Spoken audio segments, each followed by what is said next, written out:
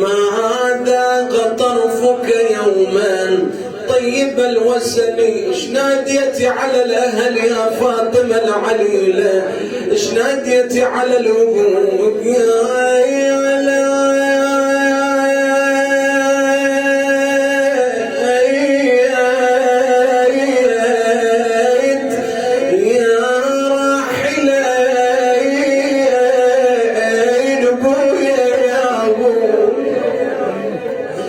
بصبري والفؤاد معان رفقا بقلب محب ناحل البدني حاد الضعان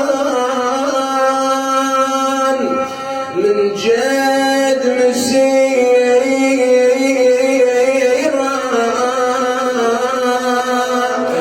وحسين ظل شرف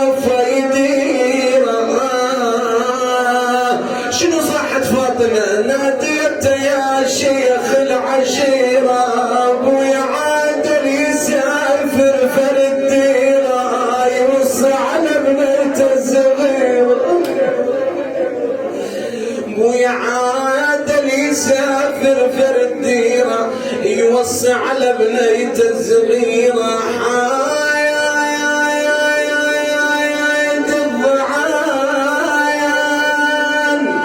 لموين مشى وشال اتنوع الامور الدمع سايل شنو صاحت فاطمه اتنوع الامور الدمع سايل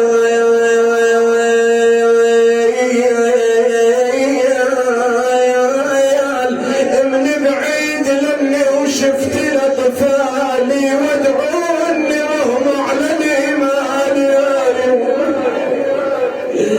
ناديت ابو فاضل عمي ناديت يا عمي السردال همتكم انا وعندي يا مال شنو قال لما سمعني بدمعته قال ما بيك يا عمي على الاحباب اي هلا بعد صوتك ونتك وياي ما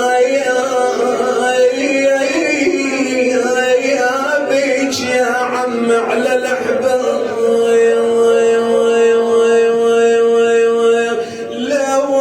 الأوان يا ريحة هلا ترحون وتبعدون عن شايف من تدخل بدار الحبيب بدار الأبو بدار الأمهات شوف الظلمة خالي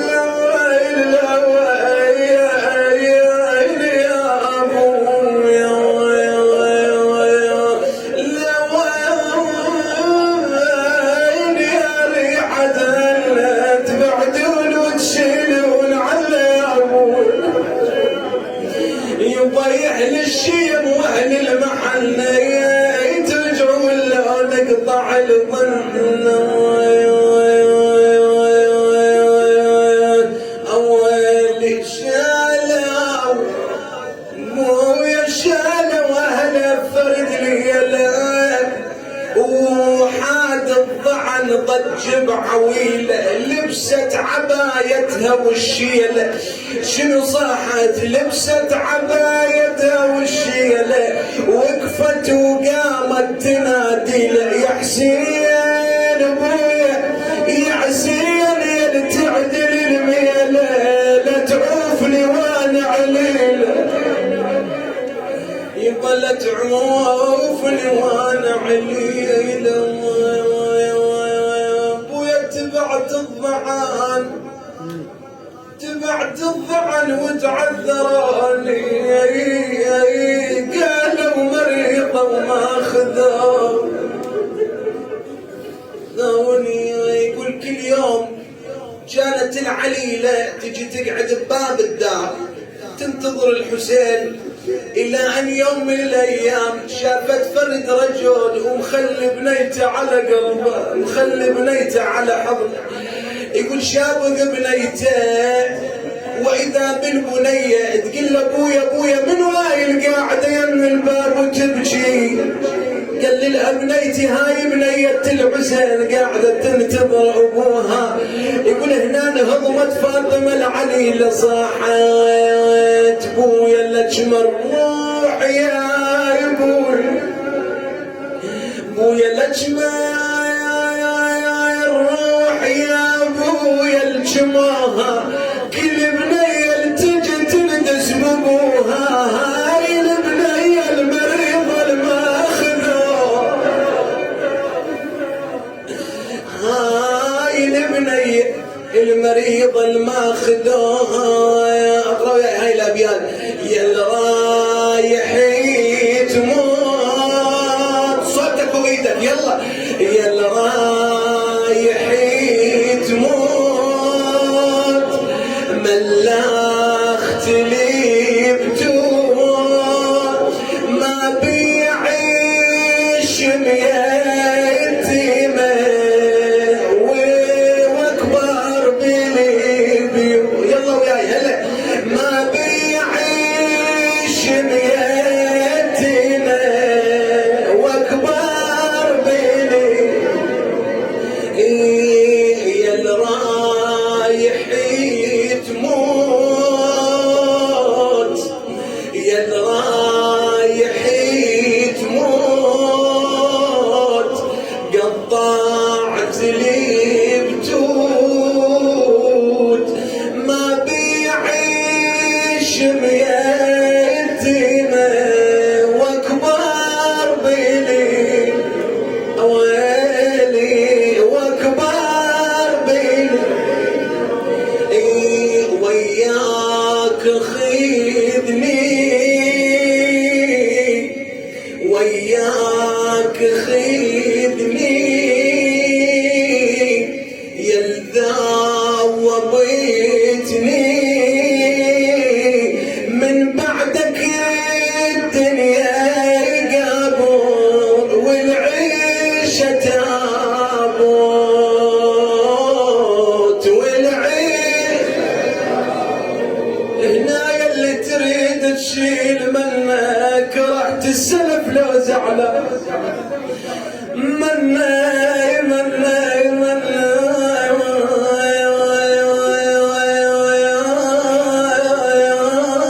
ابويا اخذني خايد ما رحت على اخذني خايد ما وحط علي منه بعدكم يا حش المنزل علي ابويا يا ابويا يا ابويا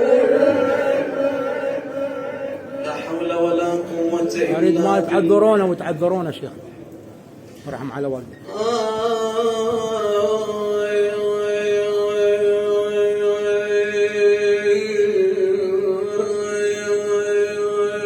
تبعت الضعايا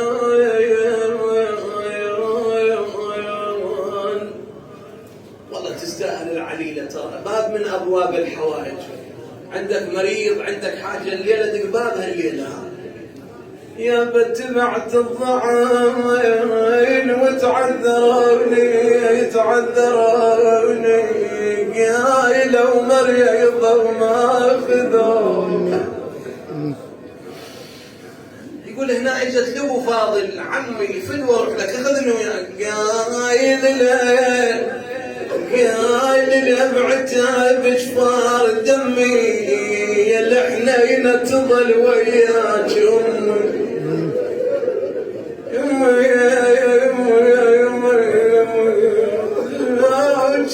والله ما بيضا لو جايني الامر يا عمي يمي اشيل انك علمتوني يا عمي يقول طلعت ضعينة الحسين بقلب حسين بقلب حسين احس الضيم حسبات وحسبة تشيل منه وتحط حسبات عزبات من خلف الضعن ينسمع حسبي تبني واعي من الزغر لحقن علي لا حول ولا قوة إلا بالله العلي العظيم إنا لله وإنا إليه راجعون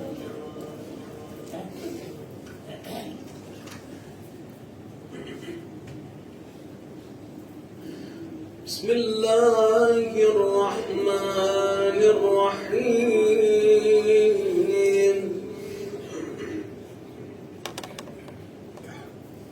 الذين يذكرون الله قياما وقعودا وعلى جنوبهم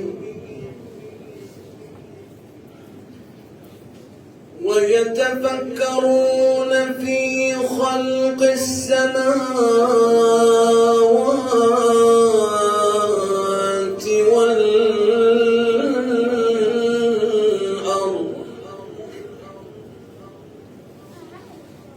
ربنا ما خلقت هذا باطلا سبحانك فقنا عذاب النار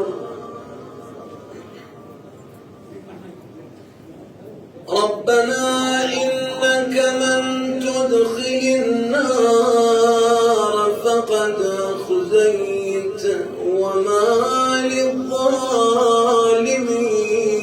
من أنصار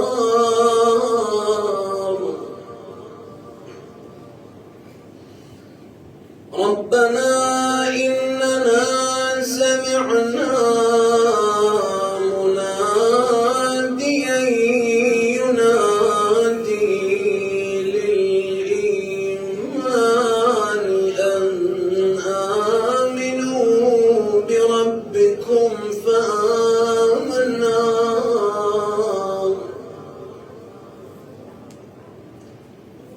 ربنا فاغفر لنا ذنوبنا وكفر عنا سيئاتنا وتوفنا مع الأبرار صدق الله العلي العظيم وصدق رسوله النبي الكريم أبي القاسم محمد اللهم صل على محمد وآل محمد.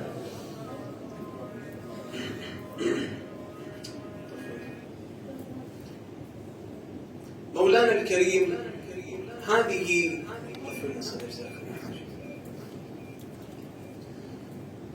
الآيات المباركة فيها أبحاث قيمة وتفيد الإنسان في حياته اليومية كثيرا ما في كل مكان، في المجتمع، في بيته، بين أحبائه، بين أصدقائه، في خلوته، كل مكان تفيد الإنسان هذه الآيات المباركة. ومثل ما أنكم تعرفون بأنه كل آية بالقرآن الكريم لها سبب نزول ولها شأن نزول. كل آية بالقرآن الكريم.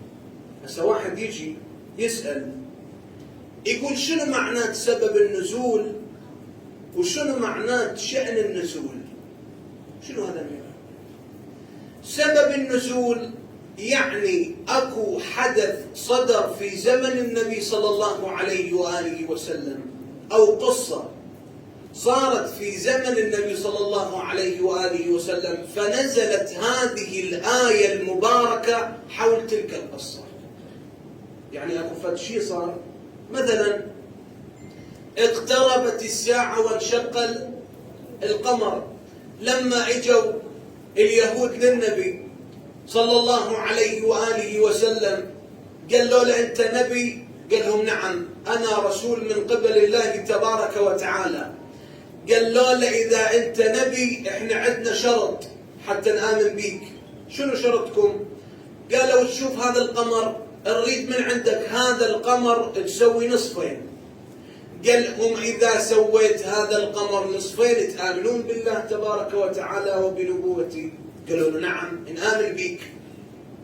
اتفقوا على يوم من الأيام، اجى النبي واجتمعت مكة كلها، صعد النبي على فد ربوة، على فد شيء عالي، يقول فأشار إلى القمر في سبابته والوسطى فقرأ شيء لم نعرفه، فلما فتح السبابة والوسطى وإذا بالقمر انشق ببركة محمد وآل محمد.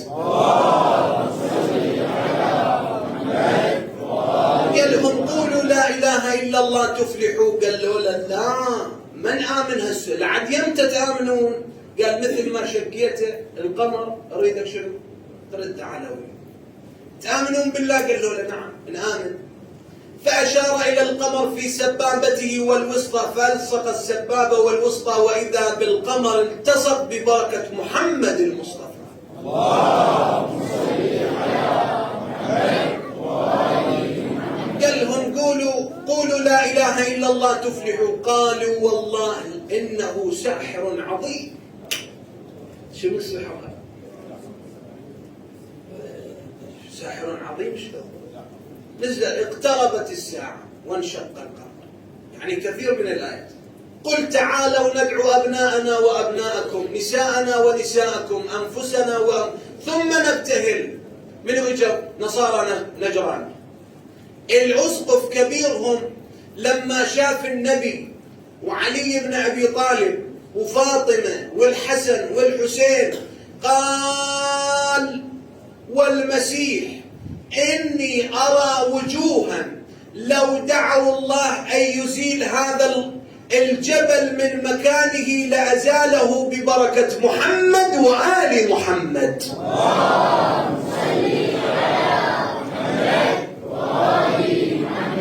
هاي شنو هذا؟ هذا سبب نزول، يعني أكو فد حدث صدر في زمن النبي صلى الله عليه وآله وسلم فصارت ونزلت هذه الآية المباركة. سبب النزول عرفنا، شأن النزول شنو؟ قالوا شأن النزول يعني الدرس الذي نأخذه من هذه الآية المباركة شو يسمونه؟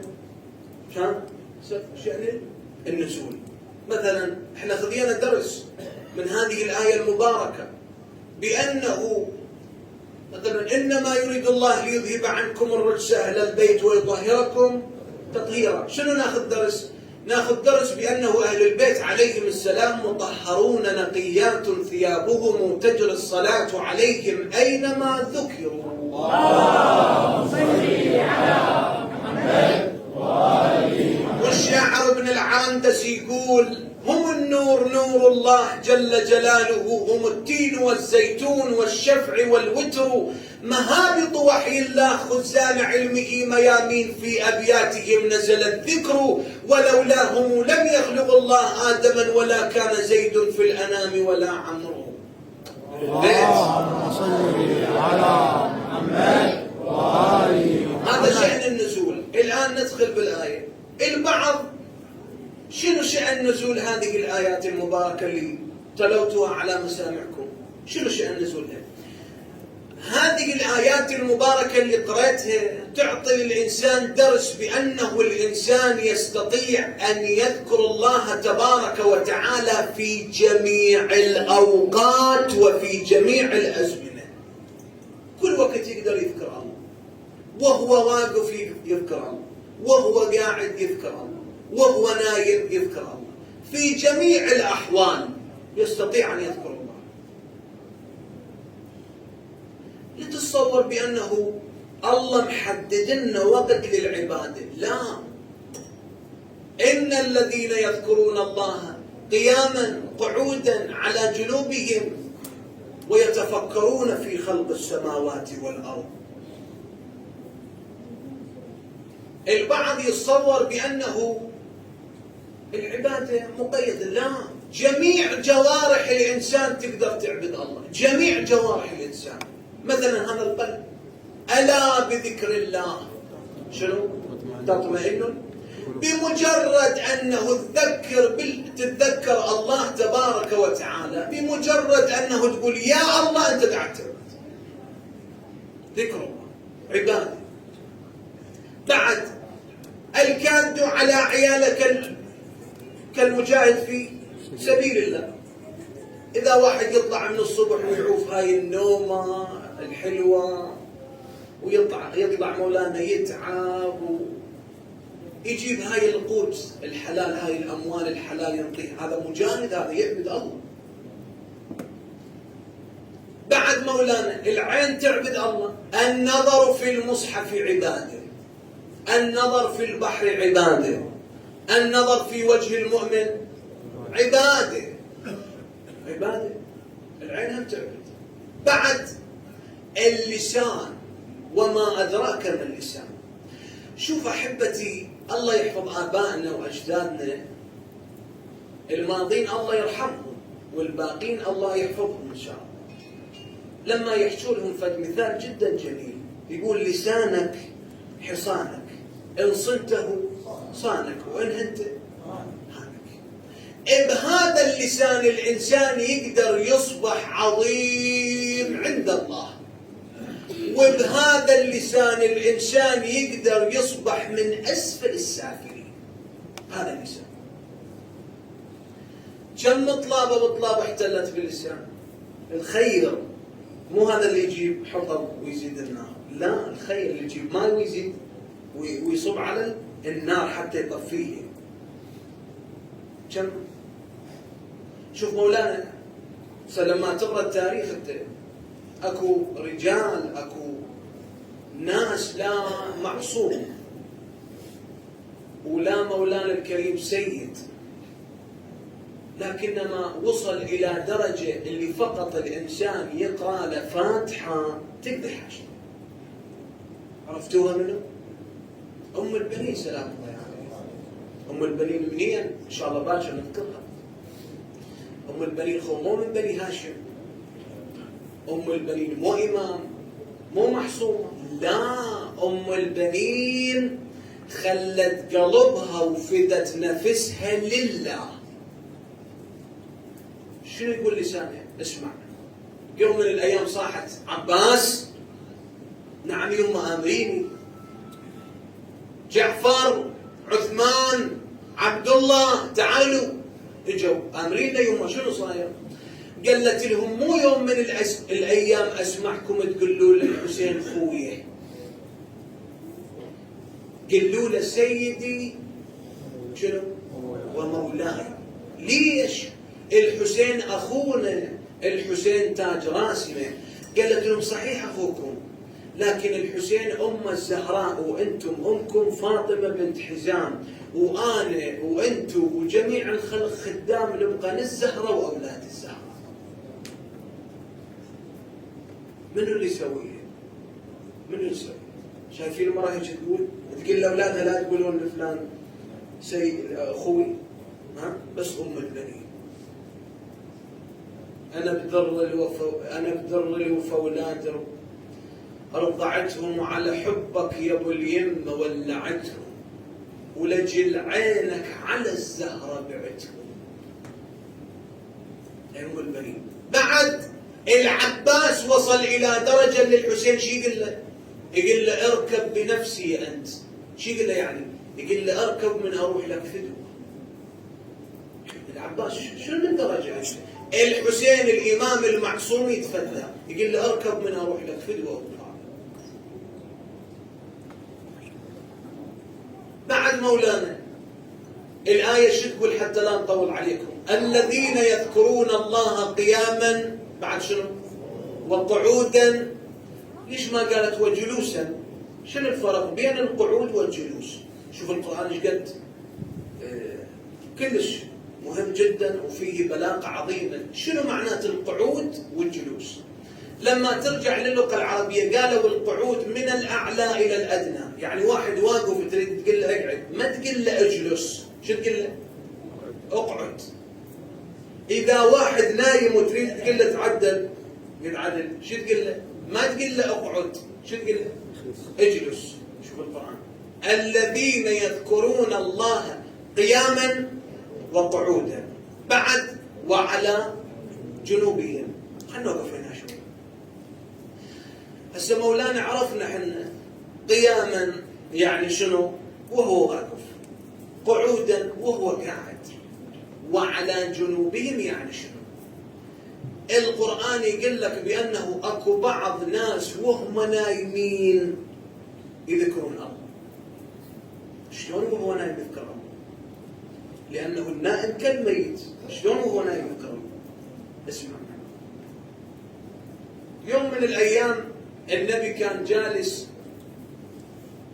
قاعد ويما سلمان وأبو ذر والمقداد كلهم قاعدين. النبي قال لهم وياي لهم وياي أشوفكم عيستوا شوي تعبتوا، إذا ما تعبانين صلوا على محمد بيعلى الأصوات. اللهم صل على محمد وآل محمد. وإذا تعبانين صلوا على محمد وآل محمد. اللهم صل على محمد وآل محمد. الله يحفظكم إن شاء الله ويطيل في أعماركم ويدومكم على محبة الحسين وعلى مجالس الحسين، لا فاقدين ولا مفقودين. النبي قاعد قال لهم عندي أسئلة منكم، بسألكم مثل ما أنتم تسألوني أنا هم أسألكم.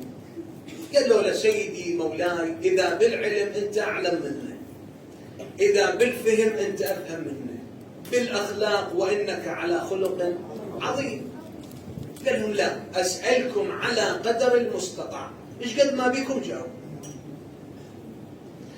قال لهم من منكم يقوم الليل عبادة وتهجد إلى الصباح؟ منو من عندكم الليل كله ما ينام يعبد الله؟ يقول كلها سكتت. هسه ليلة نعبد، ليلتين ثلاثة شهر شهرين، مو الدهر كله كلها سكتت. من رفع يده؟ رفع يده سلمان قال له أنا يا رسول الله، أنا أعبد الله في كل يوم وعبادتي بالليل من الليل إلى الفجر. كل قاعدين يمشون سلمان ما تنام ما ترتاح؟ قال لهم بلى نام ونرتاح. النبي قال لهم سؤال ثاني، من منكم يصوم الدهر بأجمعه؟ يصوم الدهر؟ هسه يوم أصوم، يومين، شهر، شهرين. من رفع يده؟ هم سلمان أنا يا رسول الله أصوم الدهر بأجمعه. عندنا غاية بالقصة. النبي سأل سؤال ثالث قال لهم من منكم يقرأ القرآن في كل يوم مرة؟ شلون؟ قرآن ما نقدر نقرأ القرآن وإحنا قراءتنا مو مثل الإنسان العادي، لا تمعن تفحص. ما حد شال يده. من رفع يده؟ هم سلمان. قام له واحد قال له يا سلمان شلون تقدر؟ النبي قال له اقعد هسه راح يوصف لك راح يقول لك. سلمان انت تقول انا اصوم الدهر باجمع، شلون تقدر؟ قال لهم سمعت من حبيبي النبي صلى الله عليه واله وسلم قال من صام منكم من كل شهر 3 أيام كأنما صام الشهر بأجمعه، وأنا أصوم من كل شهر كم يوم؟ 3 أيام. قال حسنت، وش حاجي؟ قال له سلمان أنت تقول أنا أقوم الليل عبادة وتهجد ما تنام ما تعيز؟ قال لهم نعم أنام. أنا شو ما أنام؟ لكن سمعت من النبي قال من نام منكم وهو على الطهارة يتوضأ وينام خلق الله له ملكا على هيئته يعبد الله من الليل إلى الفجر، وثواب هذه العبادة إلى ذلك النائم، وأنا كل ليلة أتوضأ وأنام. وعلى جنوبه وهو نايم يعبد الله. أتوضأ أنا. قال أحسنت. قال له سلمان أنت تقول أنا أقرأ القرآن كله، شلون تقدر؟ أنت سلمان، أنت سلمان المحمد يعوز به، أنت مو إنسان عادي. قال لهم يوم من الأيام، سمعوني، قال لهم يوم من الأيام النبي كان جالس ويما علي بن أبي طالب صلوات ربي عليه. شنو قال للعلي يا سلمان؟ قال له يا علي مثلك مثل سورة الإخلاص. قل هو الله أحد. من قرأها مرة كأنما ختم ثلث القرآن، ومن قرأها مرتين كأنما ختم ثلثي القرآن، ومن قرأها 3 مرات كأنما ختم القرآن من أوله إلى آخره. أكمل؟ قالوا له كمل. بعد شنو قال؟ قال النبي قال للأمير المؤمنين: يا علي، من أحبك بلسانه كمل ثلث إيمانه. اللهم صل على محمد وآل محمد. من أحبك بلسانه كمل ثلث إيمانه، ومن أحبك بلسانه وقلبه كمل ثلثي إيمانه، ومن أحبك بلسانه وقلبه وجوارحه كمل إيمانه. يا علي، أنت الإيمان بنفسه. اللهم صل على محمد وآل محمد. الشاعر قال: علي الدر والذهب المصفى، وباقي الناس كلهم تراب. علي وما أدراك ما علي. أمير المؤمنين، أراك لما ذكرتك عند ذي حسب صغالي، وإن كررت ذكرك عند نغل تكدر حاله وبقى قتالي، فصرت إذا شككت بأصل مرء ذكرتك بالجميل من الخصال. إذا أنت صادق لي واحد أقعد يمه وأسولف عن فضائل علي، إذا اتونس، إذا فرح بعلي وفضائل علي، أقول هذا من حلال، هذا يفيدني، هذا الصديق الزين. لكن إذا مفرح لما ذكرت علي بن أبي طالب وفضائله، هذا تركه، لأن بي شنو؟ بي مشكلة هذا، والحرتك فيه الإشارة، بي مشكلة هذا. علي وما أدراك ما علي. يوم من الأيام سلمان قاعد، أنا طولت عليك سامحني، يوم من الأيام سلمان قاعد يم النبي، قال له: يا رسول الله، الإيمان على كم درجة؟ قال له: على 10. وأنت يا سلمان في الدرجة 10، أبو ذر أنت في الدرجة الفلانية، فلان في الدرجة 7، فلان في الدرجة 6. يقول كلهم عددهم وعلي قاعد يمه. سلمان قال له: يا رسول الله، ما ذكرت علي. قال له: أنت ما قلت لي علي، أنت ما قلت لي الإيمان، قلت لي عدد لي درجات الإيمان، وعلي هو الإيمان بنفسه. اللهم صل على محمد وآل محمد. علي وما أدراك ما علي. يا أبو الحملة يا حيدر، إلك بس تحلى رياسه، أنت من الباري قدوة، وأنت حب الله وأساسه، وأنت آية لك الآية، وبالحرب صاح الفراسة، صورك بارد جلاله وطهرك من كل نجاسة، واللي يخالف لك يا حيدر من ألف لعنة على أساسه. علي وما أدراك ما علي. اللي يخالف أمير المؤمنين هذا، أنا اليوم شوي أكثر من اللازم رجل معي. حقيقة أمير المؤمنين ما تقدر توصفه. علي وما أدراك ما علي. الحسين عليه السلام يوم العاشر قال لهم: على شنو تقاتلوني؟ على شنو تقاتلوني؟ قاتلكم، ماخذ أموالكم، بدل دينكم. قال له: لا نقاتلك بغضا منا لأبيك علي بن أبي طالب. يا أخي احنا ما نحب علي. قال له: احنا نحاربك لأجل علي، انت كل شيء مسوي، نعرفك ابن رسول الله والمقام، لكن احنا نحاربك لأجل علي، لأن ما نحب علي.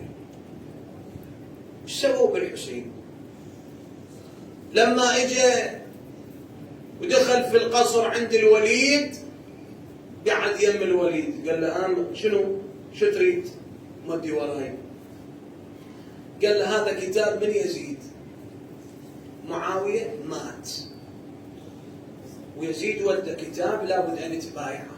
قال له: أنا ما أبايع بالسر، بايع بالعلن، أنا ابن رسول الله، باكر نصبح وتصبح.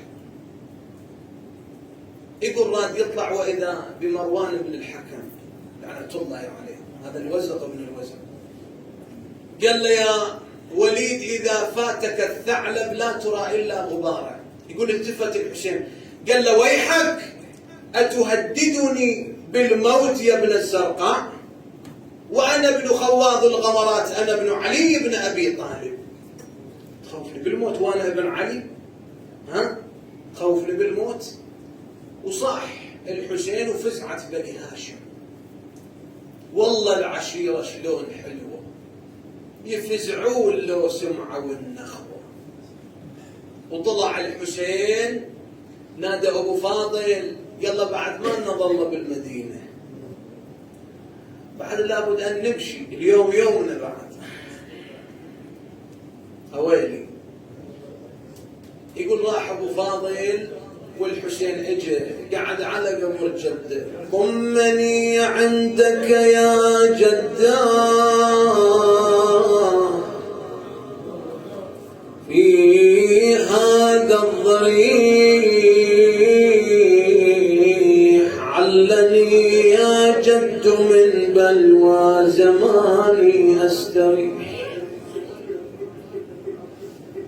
الله يرحم الدمستاني. ضمني عندك يا جدا في هذا الضريح، من بلوى زماني استريح. جد صفو العيش من بعدك بالاكدار شيب، واشاب الهم راسي بعد قبل ابان المشيب. فعلى من داخل الغاب صراخ وعويل، ونداء بافتجاع يا حبيبي يا حسين. أعلى أعلى يا حبيبي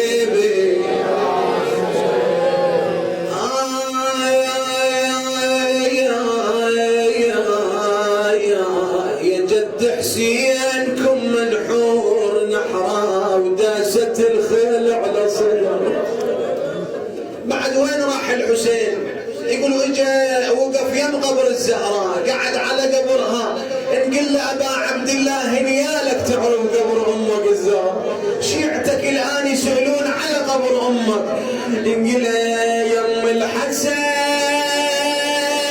يم الامام سيد، تعرف جدتك الزهراء وين قبرها؟ ما تعرفها. يم الحسن يم الامام يا الماء من القبرك علامه يما يا الماء من القبرك علامه. قعد يم قبر الزهراء. من عاده الولد اذا صار عنده مشكله يروح لامه، يما ادعي لي يما ادعي لي يا يما، يما انت دعائك مستجاب. اجا الحسين قعد على قبر الزهراء يقول يما يما يما لما توسع جرح قلبي وتشاهد لما، وعلي من المصايب غدت يا يما لما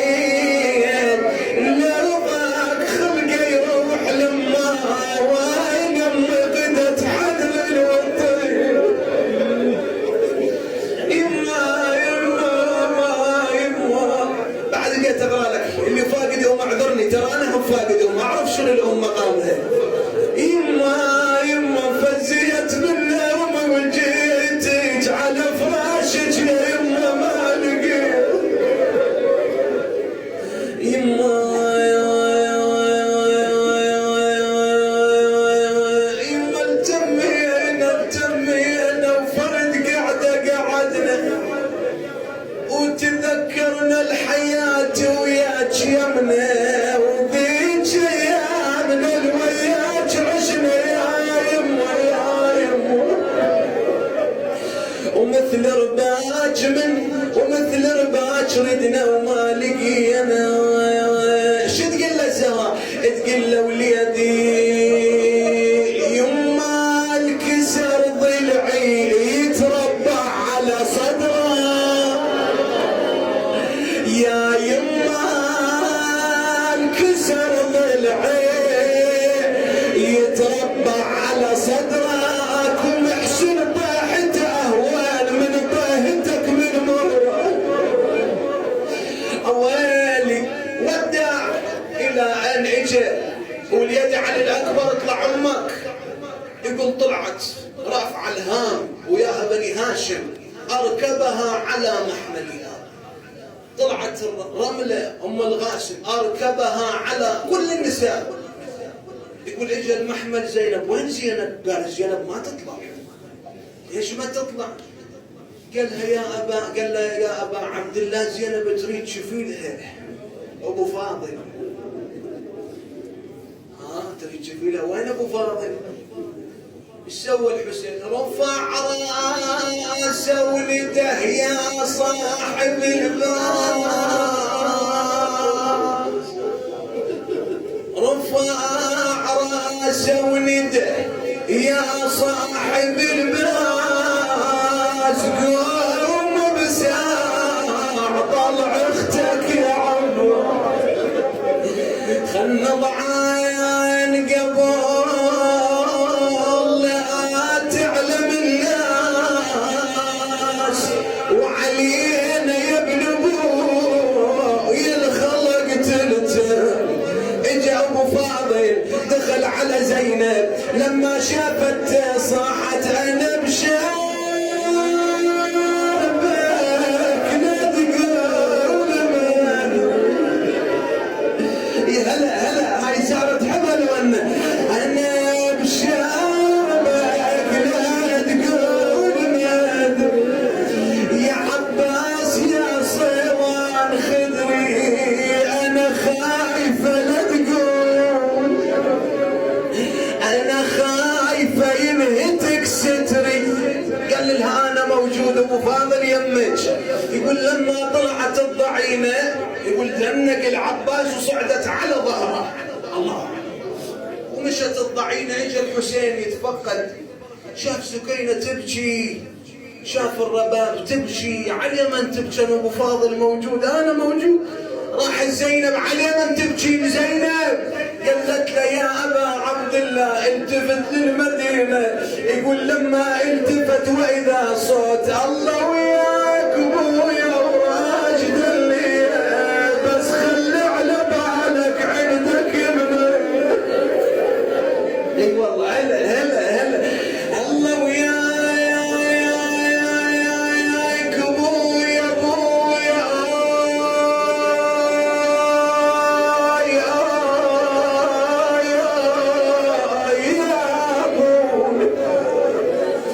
الله وياك ابويا وراجد اللي بس خلي على بالك عندك ابنك. منو هاي اللي تصيح؟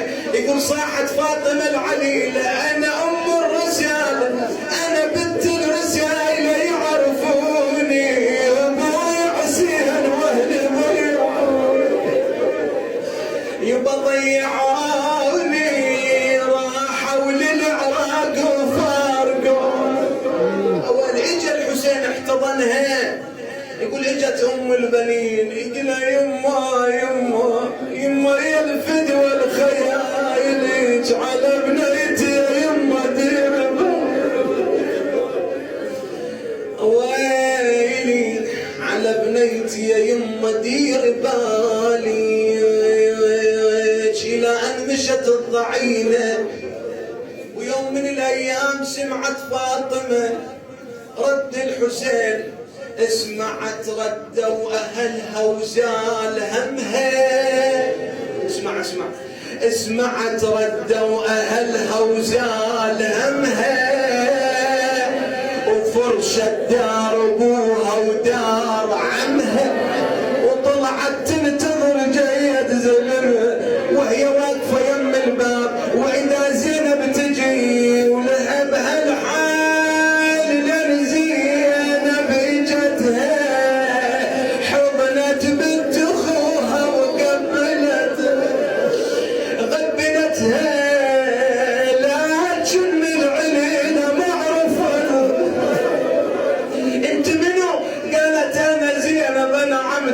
زينب وايد متغيرة. ليش متغيرة عمه؟ يقول زينب صاحت بجت زينب وصاحت يا عيوني صرت كلكم بعد ما تعرفوني انا عتبي على اهلي ندللون. شلون الحسين؟ قالت حار الرمل وابن امي ظل علي ولا عن الشمس خلى ظل علي اخويا الحوافر مترك السالم ظل علي ظل عزيز مرمي على الوطن.